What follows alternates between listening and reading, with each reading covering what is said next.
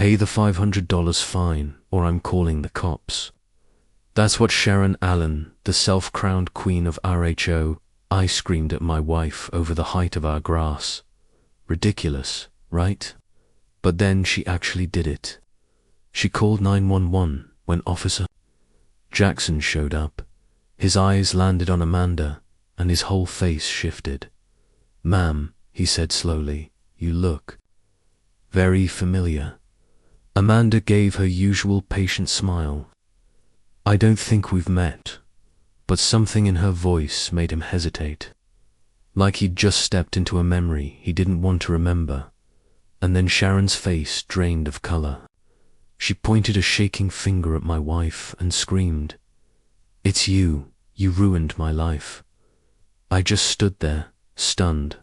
My quiet wife, the woman who bakes cookies for the mailman, somehow knew this crazy HOA president.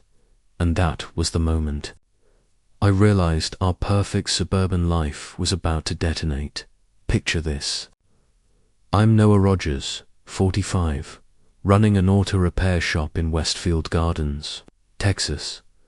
Amanda and I moved here 18 months ago. She works from home as a legal consultant. She's the calmest, kindest person you'll ever meet. Apologizes to furniture when she bumps it. Hasn't raised her voice once in 15 years of marriage. Life was perfect. Until Sharon Allen got herself elected HOA president. From the very first time she knocked on our door, something was off. She looked at Amanda with instant hostility, like my wife had personally destroyed her life.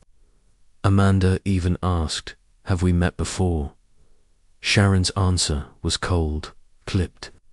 "I don't think so," but Amanda didn't believe it. She stood at the window after Sharon left, staring like she was chasing a memory just out of reach. Then came the fines. We came home from vacation to a bright yellow violation notice slapped on our front door, $85 because our grass was 3.4 inches instead of 3.0. Sharon didn't mail it, she hand-delivered it with a nasty note. And according to our neighbor, Mrs. Peterson, she spent 10 minutes photographing our lawn like it was a crime scene. Amanda's reaction floored me. She didn't just roll her eyes and pay it. She sat down, opened her laptop, highlighted codes and statutes, muttered about procedural flaws and due process. That was my first glimpse of the truth. This wasn't consulting knowledge. This was professional-level legal firepower. Sharon, meanwhile, lost her mind. She circled our block 3 or 4 times a day, slowed to glare at our house, interrogated neighbors about us. She wasn't just enforcing rules, she was obsessed. Every time she looked at Amanda, her face twisted with rage like she knew her from somewhere terrible. And Amanda, she didn't rise to the bait. She responded with this unnerving calm, almost judicial. It made Sharon even angrier. The fines escalated. $275, $425 each, one more absurd than the last. Amanda never flinched. She studied every notice like evidence. In a trial, at night, I'd catch her on hushed calls. "Yes, I'll need precedents from the Miller case. Pull anything we have on intimidation tactics from repeat offenders." Repeat offenders. Who talks like that except a criminal attorney or a prosecutor? The breaking point was the monthly HOA meeting. Amanda walked in with a folder under her arm, transformed before my eyes. When she stood to speak, the soft-spoken woman who apologized to furniture was gone. In her place was someone commanding, someone terrifyingly precise. According to Texas Property Code, Section 21 to 14, she began, her voice cutting through the room like steel. She cited constitutional amendments, case law, federal codes. Sharon sat frozen, muttering no, like she was reliving a nightmare. Recognition bloomed in her eyes, then fear, then rage, because Sharon did know my wife, and the truth was clawing its way back into the light. That night, Sharon paced her backyard on the phone, Mrs. Peterson eavesdropping through the hedges. That voice, Sharon hissed. That authoritative voice. I know it, from somewhere terrible. Somewhere that ruined my life. And that's when it hit. Me, my cookie-baking wife, wasn't who I thought she was. And Sharon wasn't crazy. She was remembering. She kept repeating phrases like federal court proceedings and professional capacity like they were curse words. Mrs. Peterson said Sharon sounded like someone who just realized their worst enemy had been living next door for months. The weird part was how specific Sharon's panic seemed to be, not just about lawyers in general, but about prosecutors who destroy innocent people's lives. The next day, Sharon's Barona went into complete overdrive. Her behavior became so erratic that even her supporters started questioning whether she was mentally stable. She started following Amanda's daily routine like a private detective, noting what time she left the house, what time she came back, who she talked to, and what expensive items she bought. She convinced herself that Amanda was running some elaborate con game, because how else could a simple legal designer clothes, a luxury car, and such a beautiful house? Sharon began spreading rumors that Amanda might be involved in money laundering or tax evasion. But Sharon made a huge mistake. She didn't realize that her increasingly unhinged behavior was making everyone else suspicious of her, not Amanda. The Robinson family started avoiding Sharon completely after she cornered Mr. Robinson at his mailbox, demanding to know if he'd noticed any suspicious activities at our house. Old Mr. Green told me Sharon had asked him to keep a detailed log of our visitors, which creeped him out completely. Even neighbors who initially supported Sharon's grass crusade were starting to think she'd lost her mind. Amanda, meanwhile, was conducting her own quiet investigation into Sharon's background. I'd catch her on her laptop late at night, supposedly working on client projects. But the websites she was browsing looked more like legal databases and criminal record searches. One evening, I saw her studying that same newspaper clipping from before, the courthouse photo with the woman who looked like Sharon. This time, she was comparing it to a recent photo of Sharon from the HOA directory, holding them side by side like she was solving an 80-year-old puzzle.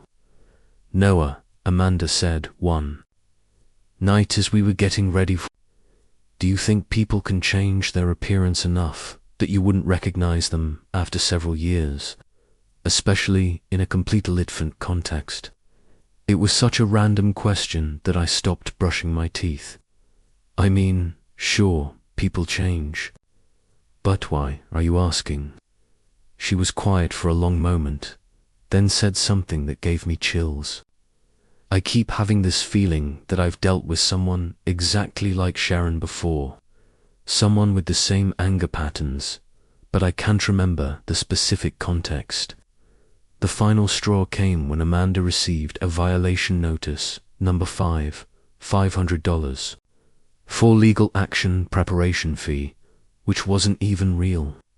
Sharon's handwritten note was barely legible. Final warning, pay within 24 hours or face police investigation for suspected financial fraud. That night, I heard Amanda on the phone with someone who definitely wasn't a consulting client. Yes, I'll need you to pull the harassment files and revalidation patterns, she said quietly, and run a background check on Sharon Allen. I have a feeling that's not Harry's name. Sharon stood in her driveway at midnight, staring at our house with this expression of pure hatred mixed with what looked almost like fear. Something told me that whatever was about to happen next would change everything, and I had no idea just how right I was. 3 weeks after this whole nightmare began, Sharon Allen finally lost what was left of her sanity, and made the call that would expose everything. I'm talking about the moment when our suburban drama turned into a federal case. Literally, it was Tuesday morning, and I was in my garage working on Mrs. Henderson's transmission when I heard Sharon screaming into her fenelloed, enough for half the neighborhood to hear. 911. I need police immediately to investigate activity by my neighbor, she yelled, pacing around her front yard like a woman possessed.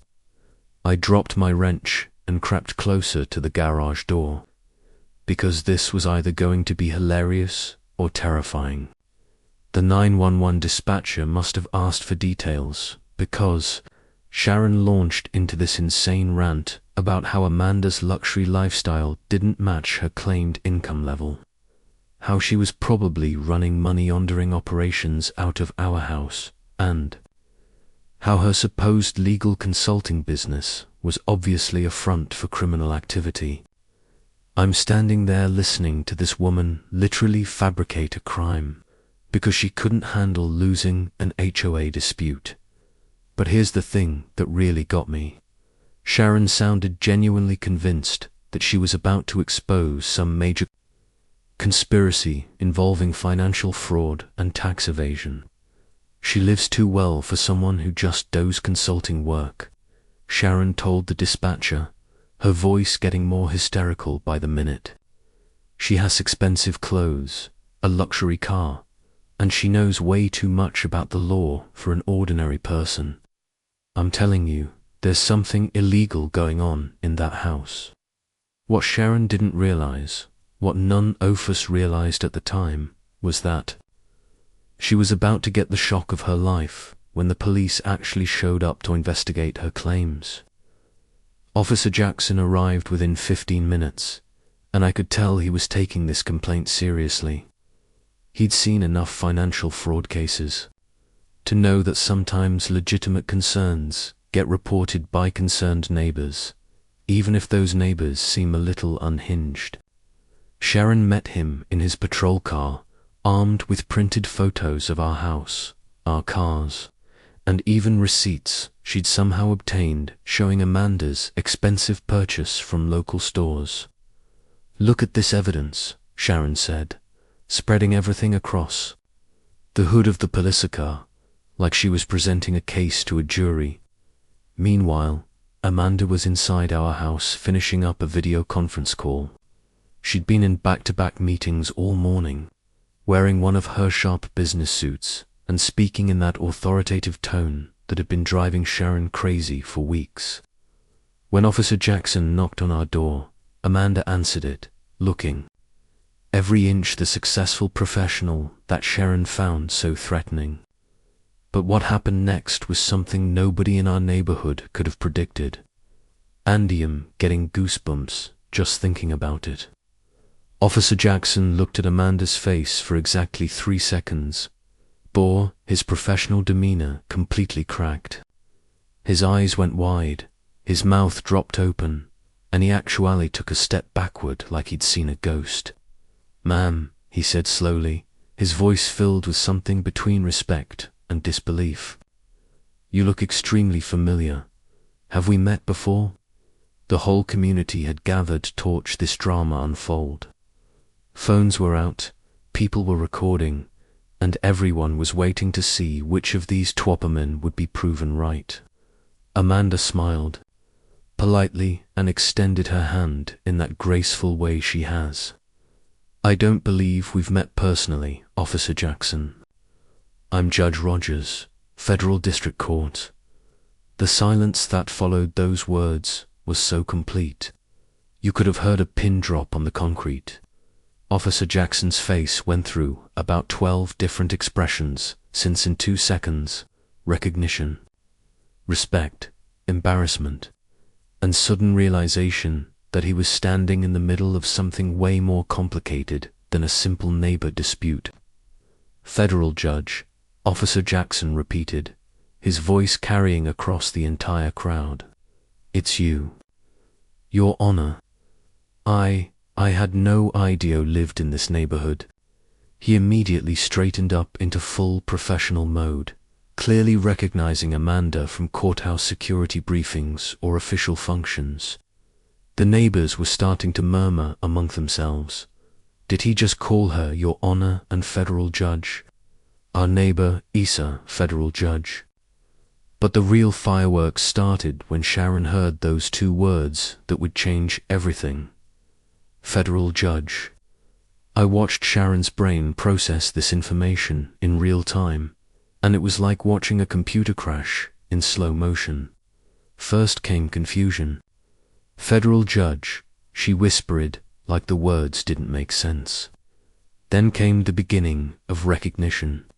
Her eyes narrowed as she stared at Amanda's face, probably trying to reconcile the suburban homeowner with some half-remembered courtroom figure. But then came the moment that made everyone's blood run cold. Sharon's face went white as a sheet, and she screamed, You're not just any judge. You're the prosecutor who destroyed my life." The crowd of neighbors went completely silent. "Officer?" Jackson stepped between the two women instinctively, but Amanda remained perfectly calm, which honestly was the most terrifying thing about this whole situation. "Rebecca Stone," Amanda said quietly, her judgely voice cutting through Sharon's hysteria like a knife from the charity embezzlement case. "You stole $180,000 from Hope for Children and spent 3 years in federal prison." The way she said it, not angry, not vindictive, just stating facts like she was reading from a court transcript, made my skin crawl. Sharon, or Rebecca, I guess, completely lost her mind at that point. "I did my time," she screamed, pointing at Amanda with a shaking finger. "I changed my name. I moved here to start over. I became a different person." But Amanda just looked at her with this expression of professionality, like she was watching a defendant make all the wrong choices again. "Rebecca," she said firmly, "harassing a federal judge because you recognize the prosecutor who held you accountable 8 years ago isn't starting over. It's continuing the same pattern of behavior that got you in trouble in the first place." The crowd was going absolutely insane at this point. Phones were recording everything. People were calling friends and family to witness this epic meltdown. And I could already imagine how fast this video was going to spread once people started sharing it. Mrs. Peterson was taking notes like a court reporter. Mr. Green was live streaming the whole thing. And the Robinson family was standing there with their mouths hanging open like they were watching the most incredible reality show ever filmed. Officer Jackson found himself in the awkward position of having responded to a fraud complaint that turned out to be a convicted felon targeting the federal judge who had originally prosecuted her case. "Your Honor," he said carefully, "I apologized profusely for this situation. I had no idea about the history between you and the complainant." Amanda graciously waved off his concern, but there was steel in her voice when she replied, "Officer Jackson, Ms. Stone has been systematically harassing my family for 3 weeks based on nothing more than subconscious recognition of my voice and authority." Rebecca was still screaming, and crying, attracting even more attention from passing cars and joggers. "This isn't fair," she kept saying. "I deserve my time. I deserve a fresh start." But nobody in that crowd was buying her victim act anymore. This woman had spent weeks terrorizing what everyone thought was just a normal suburban couple, and now they were discovering that she was actually a convicted criminal who had targeted a federal judge. As Officer Jackson drove away after taking statements from everyone and assuring Amanda that Rebecca's harassment would be properly documented, I found myself standing in my driveway next to my wife, watching Rebecca collapse into a sobbing heap on her front lawn. 8 years of suppressed guilt, shame, and misdirected anger had just exploded in front of half our neighborhood. And everyone was staring at this woman like she was a dangerous animal that had been pretending to be domesticated. "Amanda," I said, quietly, "how long have you known who she was?" My wife looked at me with eyes that held 15 years of secrets I was apparently just beginning to discover. "I suspected for the last week," she admitted. "But I was hoping I was wrong. I prosecuted so many cases back then that faces sometimes blend together. I was really hoping Rebecca Stone had genuinely changed and that this was all just a coincidence." She paused, watching Rebecca stumble toward her house, and added something that gave me chills. "But some people never learn. Some people just get better at hiding who they really are." Within 6 hours of Officer Jackson driving away from our suburban showdown, the video footage of Rebecca's epic meltdown had gone completely viral. And I mean nationwide news coverage, viral. The headlines were absolutely brutal. "Hey, President revealed as convicted felon who targeted federal judge who prosecuted her case." By evening, news vans were parked all along our street. Reporters were knocking on doors, and our quiet little neighborhood had become a center of the most insane legal drama anyone had ever seen. I kept refreshing my phone and watching TheView. Counts climb. 50,000, 200,000. 500,000 views of my neighbor having a complete psychological breakdown on camera. The story that emerged from news investigations was even crazier than what we'd witnessed firsthand. Rebecca Stone had embezzled $180,000 from Hope for Children, a charity that provided medical care and educational support for underprivileged kids in Houston. She'd been in a position of trust as their financial coordinator. And over 18 months, she systematically stole money that was supposed to help sick children get surgery and kids from poor families get tutoring. When prosecutor Amanda Rogers built the case against her back in 2016, Rebecca received a 3-year federal sentence plus 5 years of supervised probation. After her release in 2022, Rebecca had legally changed her name to Sharon Allen, moved to our suburb, and somehow managed to get elected as HOA president without any discovering her criminal background. The local news investigation revealed that she'd used a professional background check service that missed her federal conviction record because of the name change and the fact that her case had been sealed after she completed her sentence. For 8 months, our neighborhood had been governed by a convicted embezzler who was legally prohibited from handling other people's money. But here's the part that really blew very own's minds. Rebecca's subconscious had recognized Amanda's voice, an authority from their courtroom encounters 8 years earlier. Even though neither woman could consciously place the other at first, a criminal psychologist on the evening news explained it perfectly. Stone's brain associated Rogers with the authority figure who held her accountable for her crimes. The harassment wasn't really about grass height or HOA violations. It was an unconscious attempt to regain power over the symbol of justice that she blamed for her downfall. Amanda handled the media attention with the same professional grace she'd shown throughout this entire nightmare. Her official statement was brief but powerful. "I hope this situation demonstrates that true rehabilitation lies accepting responsibility for one's actions, not finding new ways to blame others." Ms. Stone had the opportunity to rebuild her life positively, but instead chose to channel old resentments into harassment of my family.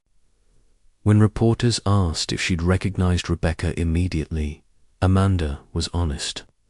"I prosecuted hundreds of cases as an assistant district attorney. Ms. Stone's case was significant because of the children who were harmed. But after 8 years, and in this different context, recognition wasn't immediate. The fallout for Rebecca was swift and devastating. The HOA board held an emergency meeting that night and unanimously voted to remove her from their presidency, effective immediately. They also announced a complete audit of all HOA finances during her tenure, which honestly was smart because nobody knew if old habits might have resurfaced. Several neighbors admitted they had been suspicious of Rebecca's expensive lifestyle. She drove a luxury car and wore designer clothes that seemed inconsistent with whatever income she claimed to have from her mysterious accounting work. Legal experts on the news explained that Rebecca's actions could result in serious federal charges, systematically harassing a federal judge, filing false police reports, and violating the terms of her supervised probation were all felonies that could send her back to prison for much longer than her original 3-year sentence. One legal analyst said Stone didn't just harass her neighbor. She targeted a sitting federal judge in what appears to be retaliation for doing her job as a prosecutor years earlier. This is exactly the kind of behavior that demonstrates why some criminals can't be rehabilitated. My phone was ringing non-stop with interview requests, but honestly, I was still processing the fact that I'd been married to a federal judge for 3 years, without knowing it. When I finally got Amanda alone that evening after the news crews left, I had about 1 million questions. "So, when you said you did legal consulting from home," I began, and Amanda actually laughed for the first time in weeks. "Noah, I am a federal judge. I work from home when I'm reviewing cases, writing opinions, or participating in judicial conferences. I never lied to you.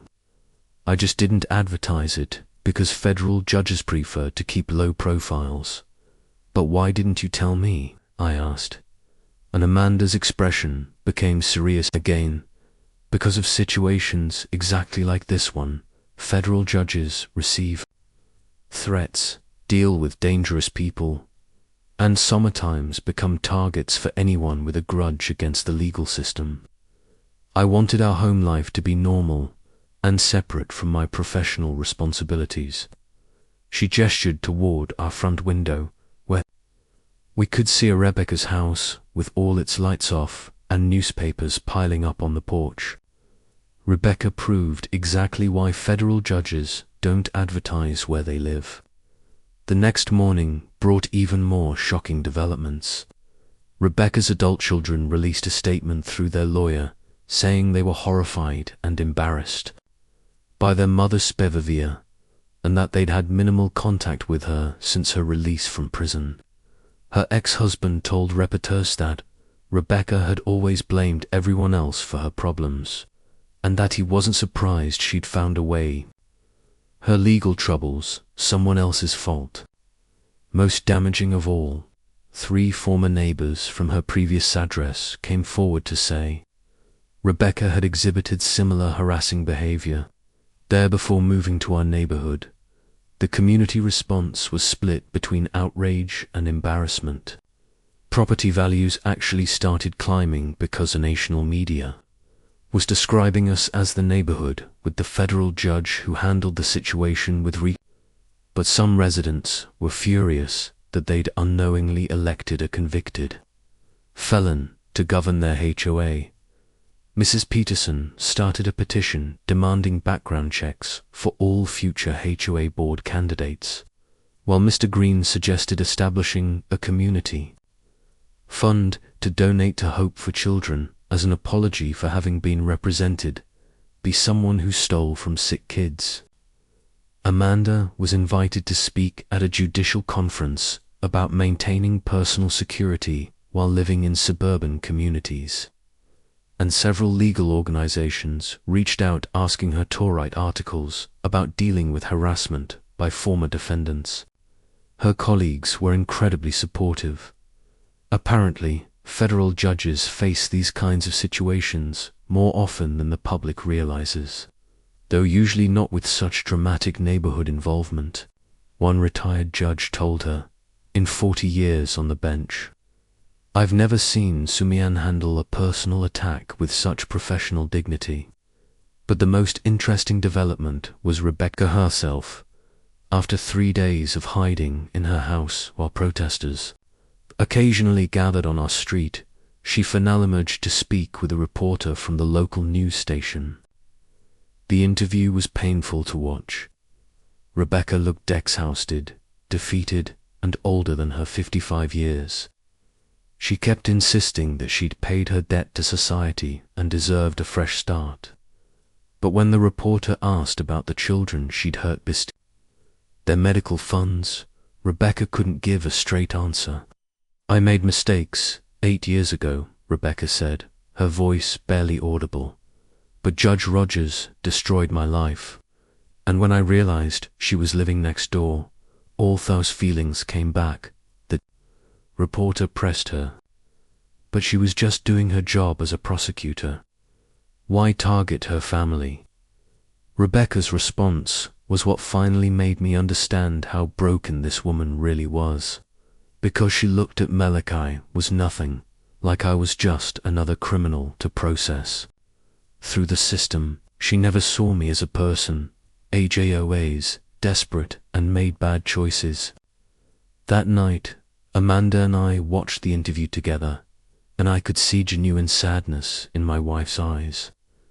The tragedy, Amanda said quietly, is that Rebecca could have used these 8 years to become someone better. Instead, she's the same person who stole from 6 children, just with a different name and a new target for her blame.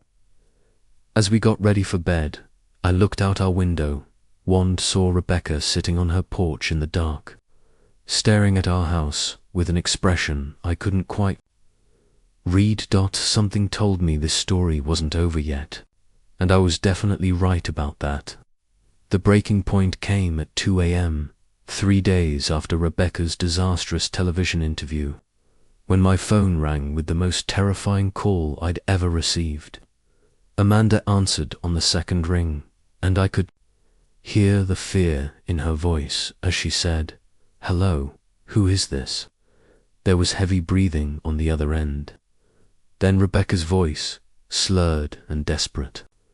"You destroyed my life once, and I won't let you destroy it again. I'm done hiding, Amanda. I'm done pretending to be sorry for something you drove me to do." The line went dead, but when Amanda looked out our bedroom window, we could see a figure moving around in Rebecca's backyard, and all the lights in her house were on. Amanda immediately called the U.S. Marshal Service. Apparently, federal judges have a direct line for security threats, but she also made a decision that surprised. "I'm going over there," she announced, already getting dressed. Rebecca faced this situation like an adult instead of making midnight threats and skulking around like a criminal. It tried to talk her out of it, but Amanda had that determined look that meant arguing would be pointless. Noah, Eve been dealing with people like Rebecca for 20 years. Sometimes the only way to end a dangerous situation is to confront it directly and professionally.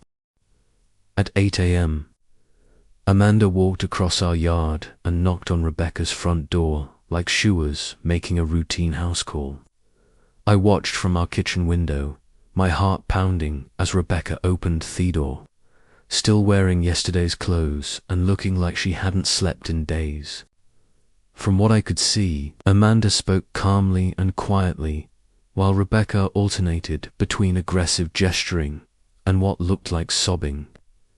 After about 10 minutes, Rebecca stepped back and let Amanda into her house, which honestly terrified me more than if she'd slammed the door. What happened during that conversation changed everything, and Amanda told me the details, Vening, after the U.S. Marshals had interviewed both women and determined there was no immediate threat. Rebecca had been drinking since the news interview, wallowing in self-pity and rage. convinced that Amanda's mere presence in the neighborhood was some kind of cosmic conspiracy designed to torture her. She kept saying that seeing every day was like having her worst nightmare living next door. Amanda explained she couldn't understand that Ty never thought about her case after it was closed, and that moving to this neighborhood was completely random. Rebecca's version of events was so distorted that it was almost sad. In her mind, she'd been a desperate single mother who made one mistake to pay for her daughter's medical bills, and prosecutor Amanda Rogers had railroaded her into prison to advance her own career. She told me I'd ruined her family, cost her marriage, and destroyed her relationship with her children, Amanda said, shaking her head in amazement. But when I reminded her that she stole money from sick children for 18 months, and that her ex-husband left her because of her gambling addiction that led to the embezzlement, she just couldn't accept it. The most chilling part of their conversation was when Rebecca revealed the depth of her 8-year obsession. She'd been following Amanda's career from prison, reading about her appointment to the federal bench, even researching which neighborhood Amanda had moved to after she became a judge. She didn't end up in our HOA by accident, Amanda told me, her voice grim. She specifically chose this area because she knew I lived here. The entire HOA presidency was a way to gain power over my daily life. I felt sick realizing that Rebecca had been planning this confrontation for months, maybe years, but Amanda had come prepared with more than just moral authority. She'd brought documentation of every harassment incident, copies of all escalating fines, and a business card for a rehabilitation program that helped ex-offenders find legitimate employment. I gave Rebecca a choice. Amanda explained she could continue down this path of blame and harassment, which would definitely result in federal charges and more prison time. Or she could accept help to genuinely rebuild her life without the anger and resentment that's been consuming her. The rehabilitation program was run by a non-profit that Amanda had worked with during her prosecutor days, and they had a job opening for someone with financial expense to help other ex-convicts manage their money legally. The position paid $30,000 a year, not much, but honest work with the possibility of advancement based on performance and attitude.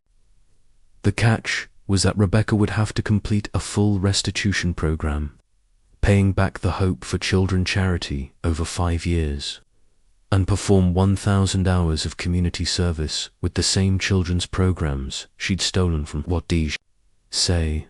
I asked, genuinely curious whether Rebecca was capable of accepting responsibility after all these years. Amanda was quiet for a long moment, then replied, she said she needed time to think about it, but she also said something that gave me hope. She admitted that she'd been angrier at meth than at herself, and that maybe that wasn't fair. It wasn't a complete admission of guilt, but it was the first time Rebecca had acknowledged that her choices, not Amanda's prosecution, had destroyed her life. The community was watching all of this drama unfold with the intensity of people witnessing a real-life soap opera. Property value had stabilized now that the media attention was portraying our neighborhood as a place where justice prevails and problems get resolved. Butavarian was still talking about the Rebecca situation constantly. Mrs. Peterson had started a neighborhood witch program specifically to monitor Rebecca's house, while Mr. Green had organized a fundraising drive for Hope for Children that raised $12,000 in its first week. The final decision came the next evening when Rebecca appeared at our door carrying a sealed envelope and looking more sober and clear-eyed than he'd seen her in weeks.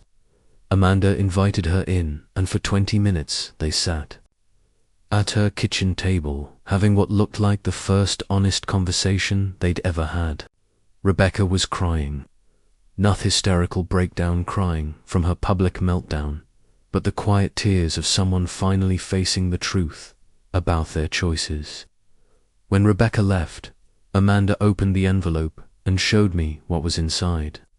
A handwritten letter accepting the rehabilitation program, agreeing to the restitution schedule, and most importantly, a formal apology to the children and families she'd hurt by stealing from their charity. She also wrote something for you, Amanda said, handing me a separate note.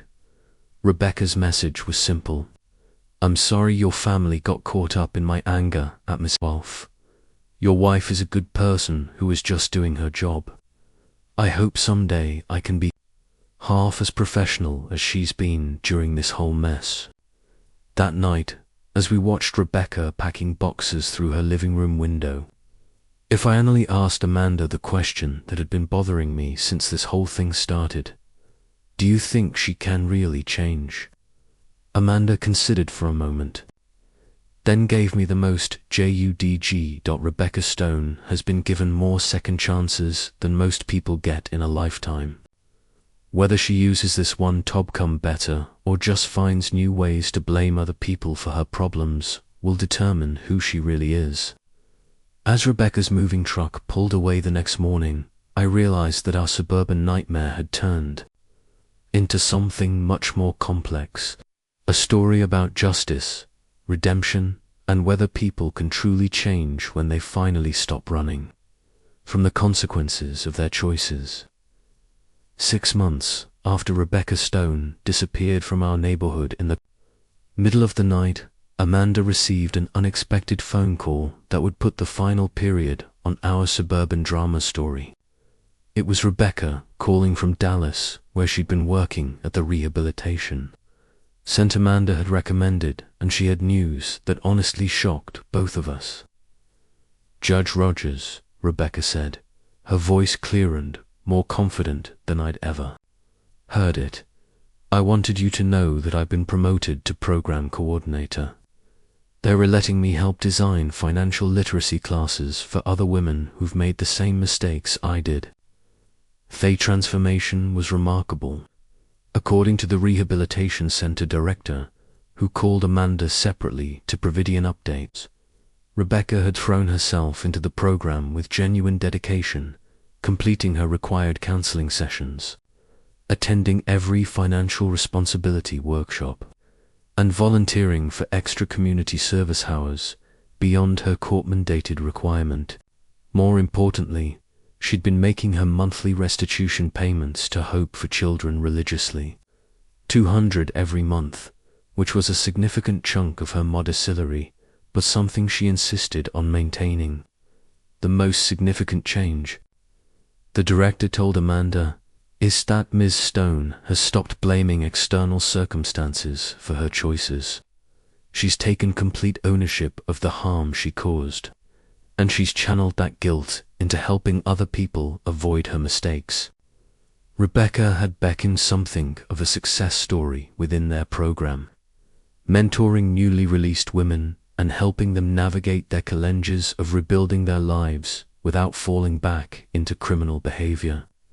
But the real test of Rebecca came when Hope for Children invited her to speak at their annual fundraising gala. The Caritas director had learned about Rebecca's rehabilitation progress and wanted her to share her story as an example of how people can change when they truly commit to making amends. It was a terrifying prospect, standing in front of wealthy dads and talking about stealing money from sick children. But Rebecca accepted the invitation because she said it was part of accepting full responsibility. Amanda and I attended that gala, and I'll admit I was nervous about seeing Rebecca again.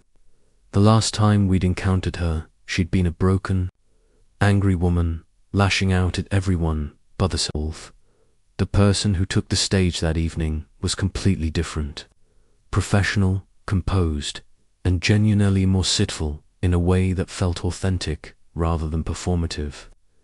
8 years ago, Rebecca began, her voice steady despite the magnitude of what she was confessing.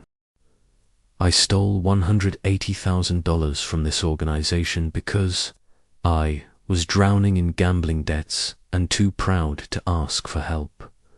Her speech was brutally honest about the impact of her crimes. She talked about the children who had to wait longer for surgeries because money wasn't available, the families who couldn't afford tutoring because funds had been diverted, and the staff members who lost their jobs when the charity had to cut programs due to her theft. But she also talked about the deeper transformation that had happened during her rehabilitation, learning to face the consequences of her actions instead of looking for someone else to blame. For 8 years, Rebecca continued, I blamed the prosecutor who caught me, the judge who sentenced me, the system that punished me, and everyone except the person who actually committed the crime, myself. It wasn't hard. I started working with other women who'd made similar choices that I realized my anger was really shameful in disguise. I wasn't mad at Judge Rogers for prosecuting me. I was mad at myself for becoming someone who would steal from sick children. The audience response was incredible.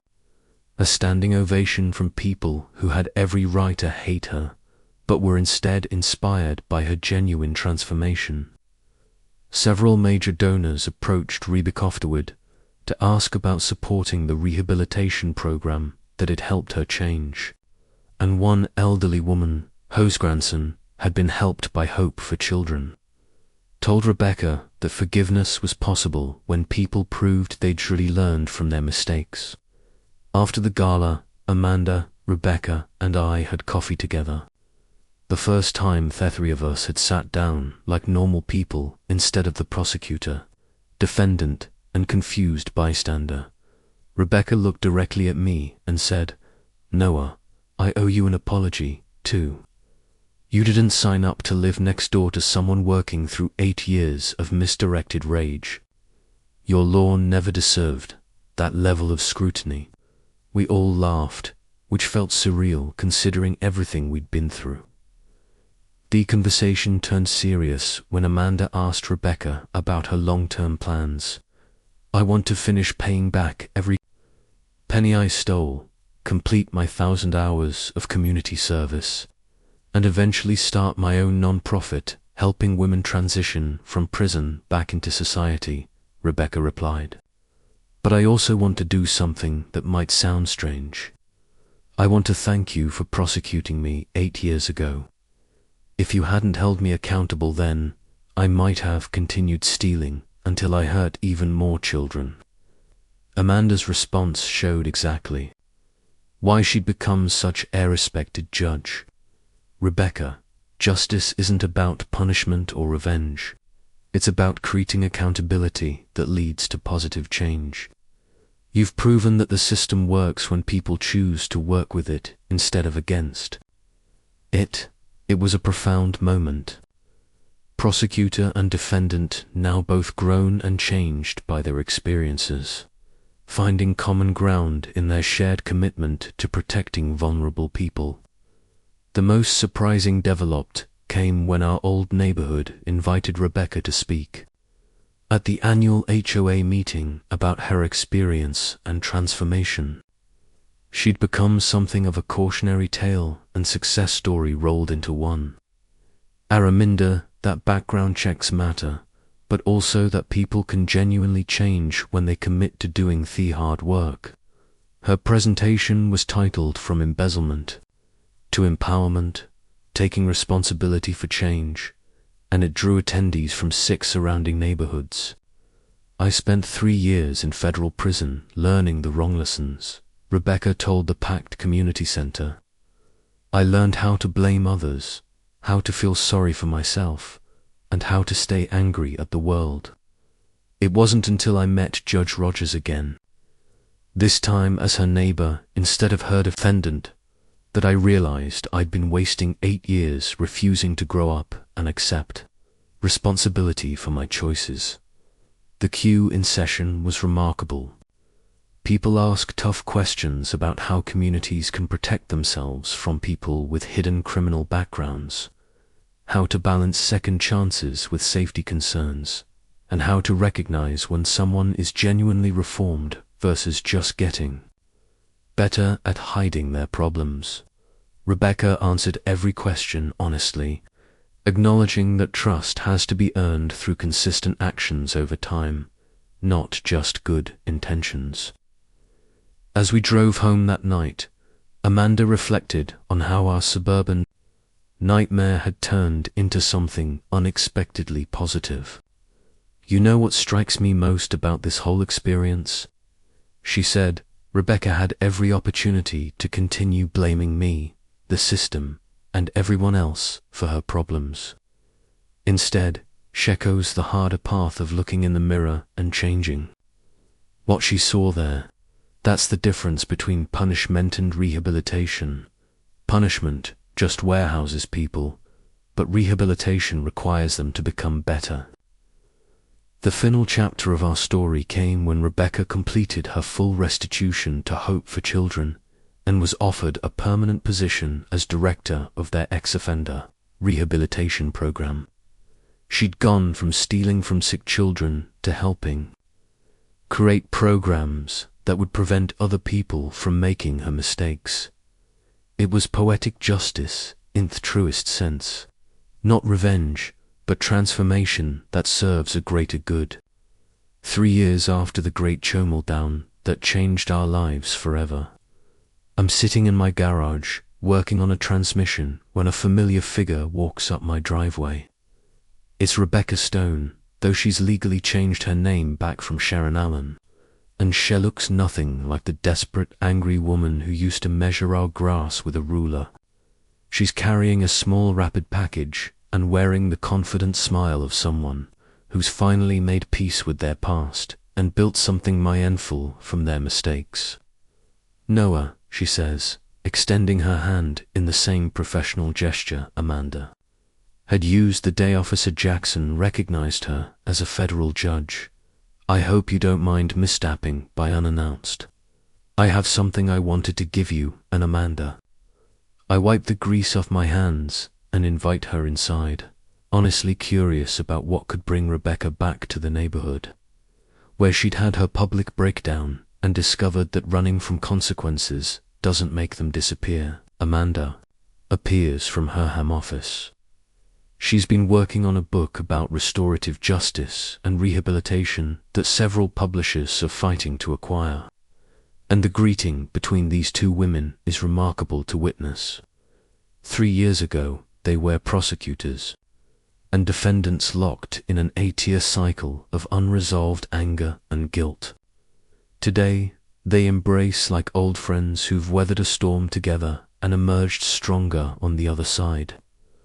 "I wanted you both to see this," Rebecca says, unwrapping the package to reveal a framed photo from the Hope for Children Gala, where their annual Community Impact Award.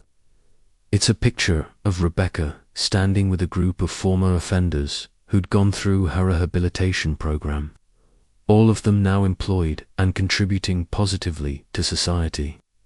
But what makes this photo special is the inscription to Amanda and Noah Rogers. "Thank you for showing me that accountability leads to freedom, and that the hardest person to forgive is often yourself." The statistics Rebecca shares are incredible. Her rehabilitation program has a recidivism rate of less than 12% compared to the national average of 68% for federal inmates. More than 300 women have completed her financial literacy courses, and 85% of them have maintained steady employment for at least 2 years after release. The program has become a model that other cities are implementing, and Rebecca has been invited to speak at criminal justice conferences across the country. But none of that would have happened, Rebecca says, looking directly at Amanda, if you hadn't prosecuted me 8 years ago, and if you hadn't offered me a real second chance 3 years ago. I spent so much energy hating you that I never realized you were the person who saved me from becoming someone even worse than I already was. It's a profound statement. The defendant thanking the prosecutor for holding her accountable, and the convicted criminal crediting the judge for showing her a path to redemption. Amanda's response is characteristically graceful and wise. Rebecca, you saved yourself. I just did me job as a prosecutor and later offered some resources as a neighbor. Every choice to change, every payment to hope for children, every hour spent helping other women avoid your mistakes, those were your decisions. That's what makes your transformation genuine instead of just another manipulation. The mutual respect between these two women is a mything, beautiful to witness. Proof that justice and mercy can work together when people are willing to do the hard work of change.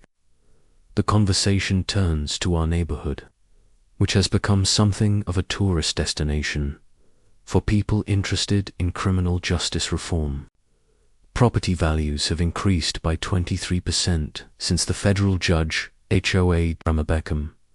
National news, with real estate agents marketing homes as being in the community where accountability and forgiveness create positive change.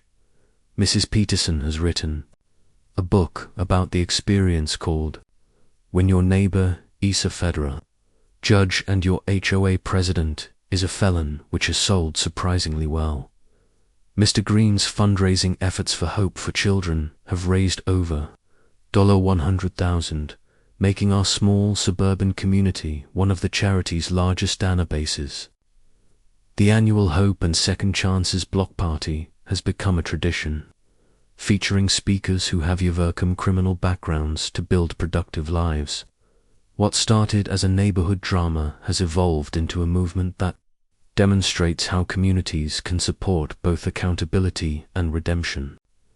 Rebecca tells us about her personal life, which has also been transformed by her commitment to genuine change.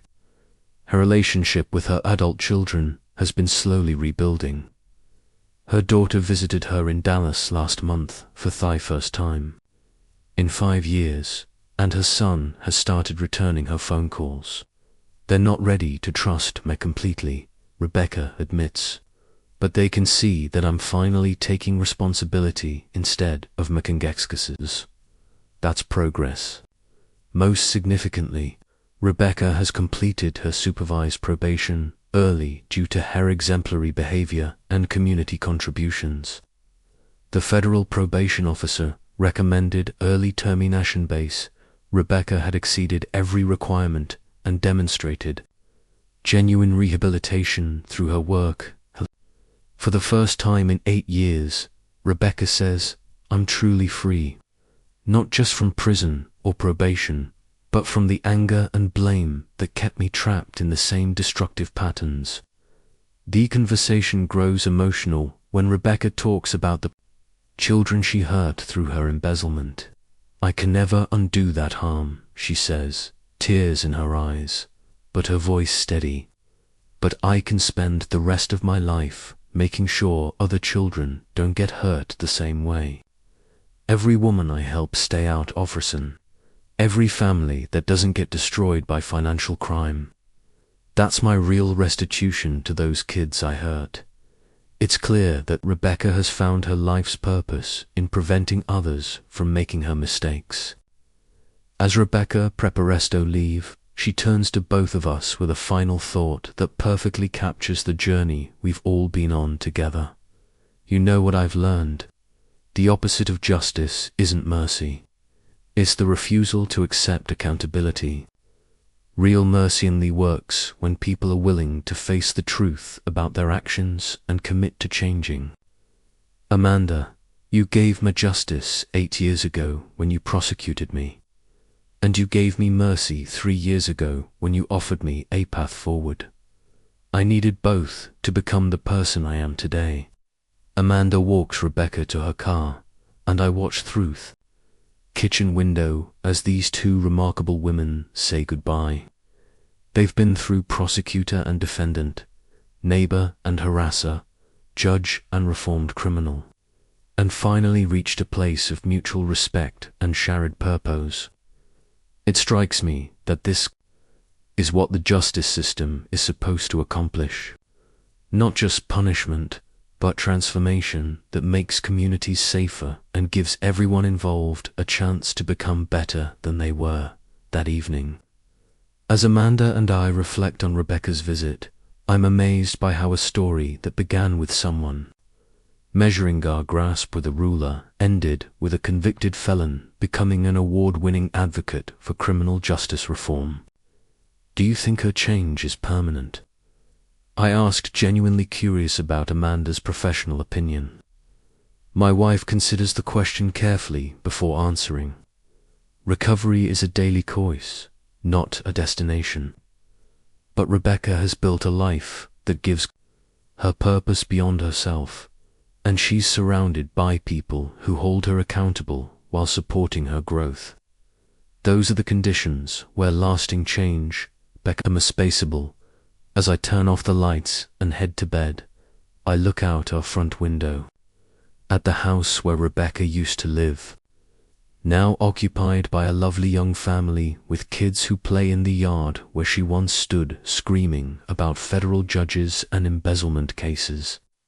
It's a perfect metaphor for how this whole experience ended.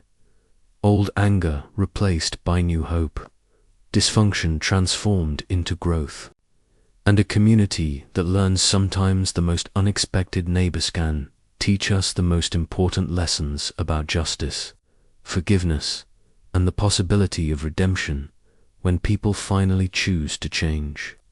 And that's how a simple HOA grass violation turned into the most insane neighborhood drama you've ever heard. If this story blew your mind like it did mine, smash that like button right now. Thanks for listening. Bye bye asterisk.